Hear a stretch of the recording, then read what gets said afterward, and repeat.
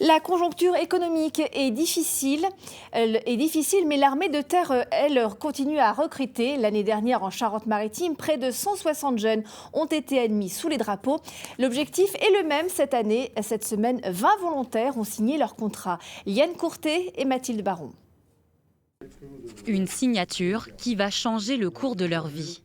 Ce lundi, Ilona, 20 ans, et Victor, 21 ans, sont officiellement devenus des soldats de l'armée de terre. Félicitations, sapeur-bourgade. C'est parti pour une nouvelle vie, au moins pour un an. Très bien. Qu'est-ce que ça vous fait? Très motivé et ouais, c'est un changement de vie, donc impatient, on va dire. Devenir sapeur-sauveteur, un rêve de gosse qui se réalise enfin pour Victor. Originaire de La Rochelle, il y a fait un bac technologique puis un BTS dans le bâtiment. Mais ses aspirations étaient ailleurs.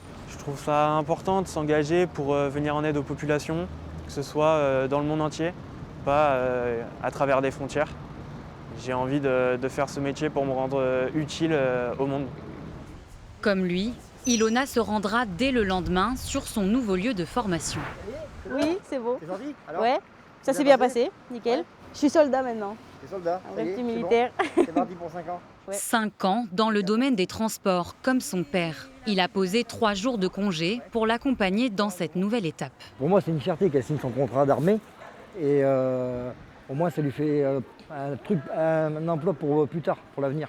Si je passe mes permis à l'armée, je sais qu'en sortant, je peux très bien trouver du travail dans ce que je cherche. Chauffeur routier, si on veut, c'est dans les logistiques. Elle compte les jours pour partir, moi je compte les jours pour qu'elle reste. Donc, non mais c'est bien. Pour elle, c'est bien.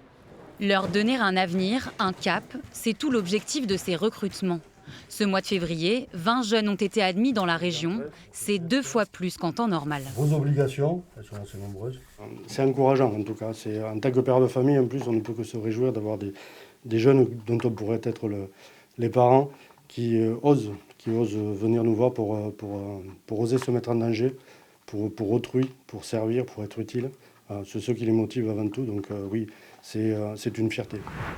L'année dernière, comme Ilona et Victor, 16 000 personnes ont choisi l'armée de terre.